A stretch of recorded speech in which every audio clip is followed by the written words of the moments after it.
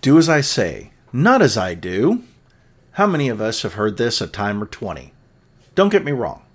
I had amazing parents who helped shape the person that I am today. My positive attributes came from them. They were examples of hard work, caring for others, compassion, discipline, and unconditional love.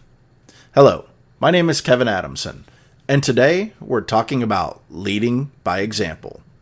Depending on which study you look at, a significant amount of a child's behavior comes from observing and imitating others. But does it really stop there?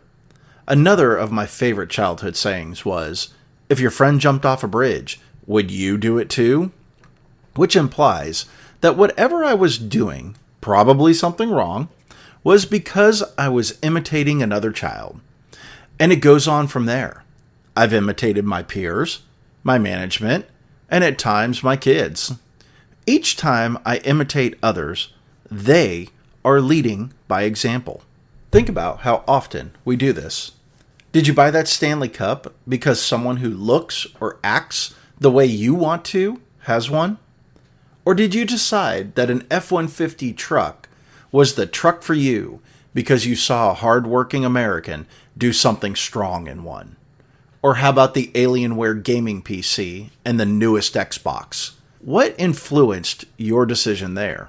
Most likely, we saw someone else modeling a behavior that we wanted to imitate, and they used these products. Is it possible that when we use these products, others will want to imitate us?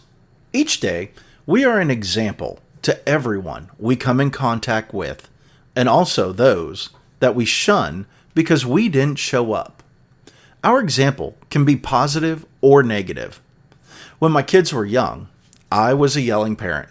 God forgive me, I had no patience.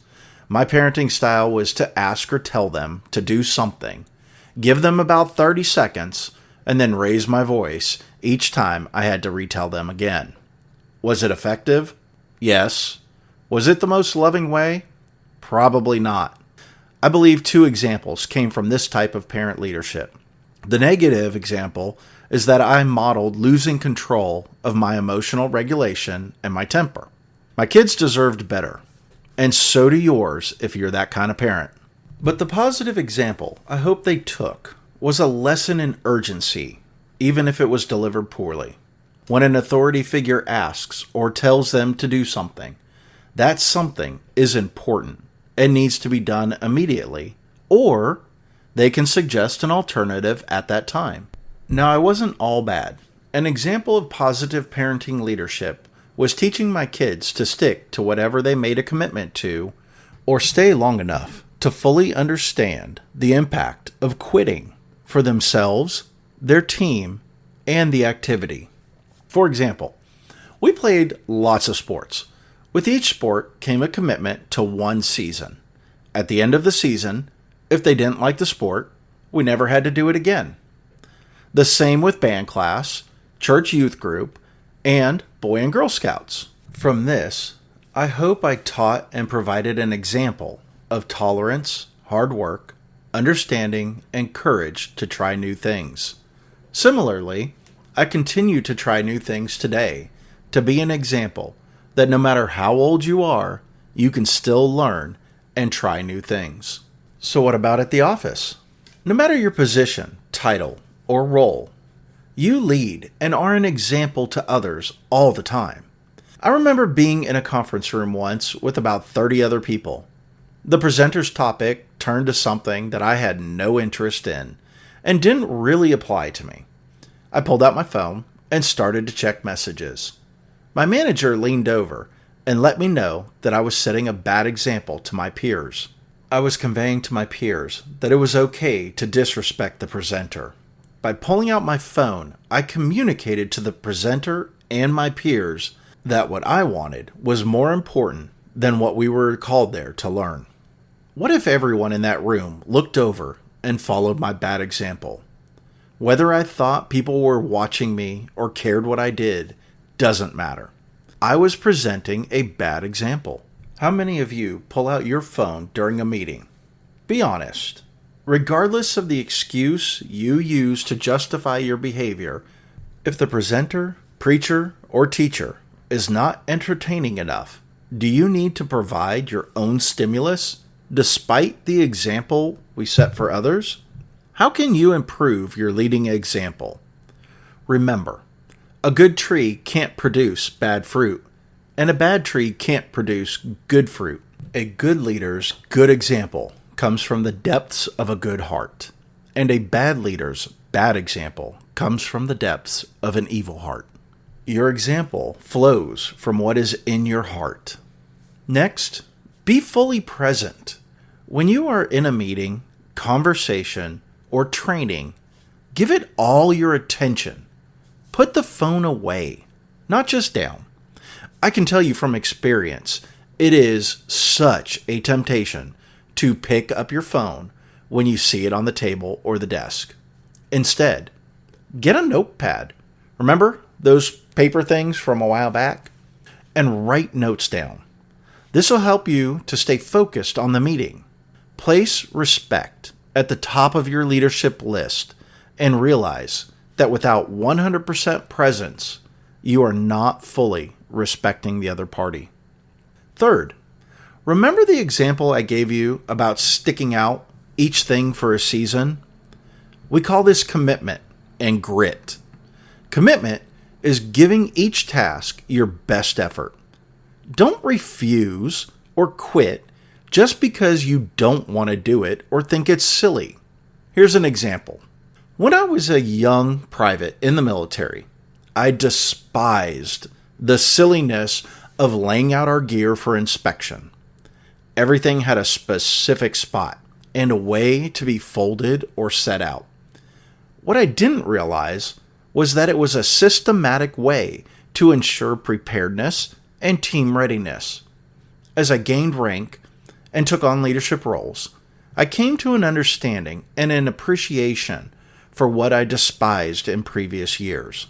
Committing to and gritting something out for a season will allow you to either appreciate the task, want to develop a better system, or fully understand why the process should be eliminated. Quitting early robs you of all you could accomplish or learn. Additionally, this is the thing that I have worked on for years: emotional regulation and patience. Being a yelling parent, though if your child is in danger it might be necessary, or a yelling boss is not the best stress or frustration response. Managing your stress and calmly communicating demonstrates patience and control. You will demonstrate to your team that urgent matters can be handled with composure. This will lower the stress in the environment during difficult times. You can still use your leadership style or change it up, but being calm is an example to others about how to react under pressure. Finally, feel free to take notes from my parents' playbook. Be hardworking, compassionate, and disciplined. These are fundamentals to live by, and not just a cool saying on social media or a poster on the wall or a plaque on your desk. Working hard doesn't mean you have to put in 60 plus hours a week by being the first in and the last out of the office. It means honoring your time and employment deal. If you're scheduled for 4 or 8 hours, that means 4 or 8 hours of focused work time. Try to resist the temptation to extend a break, check Amazon, or do personal chores like cleaning and taking extra time with the kids. One of the best examples you can set at work is showing others that their trust produces on-time and correct results. Sometimes, I like to think of my entire life as being televised or put on social media. Would I do what I am doing? If you can answer yes to this question, you are probably leading by example. When it comes to core values, ethics, and professional conduct, if you are telling people one thing and doing another, like the do as I say, not as I do example, that is called hypocrisy. No one I know would ever want to be called a hypocrite. Just remember, when it comes to core values, ethics, and professional conduct, if you are not leading by example, that is exactly what you are. It takes self-awareness and practice, but you can do better. We all can. As we wrap up, I want to leave you with a final thought. Think about the example of those who protect us, like our military and first responders. The leaders who teach us, like our teachers and ministers. And the leaders who raise us, like our parents and caregivers. They are not perfect, but their example of grit and commitment reminds us that true leadership is a daily example of striving for a better way. Thank you all for the example. If you or someone you know, like a colleague, friend, or family member, wants to lead by example better, make sure to share this with them. And don't forget to like and subscribe to this podcast so you don't miss the next building block of purposeful leadership without limits.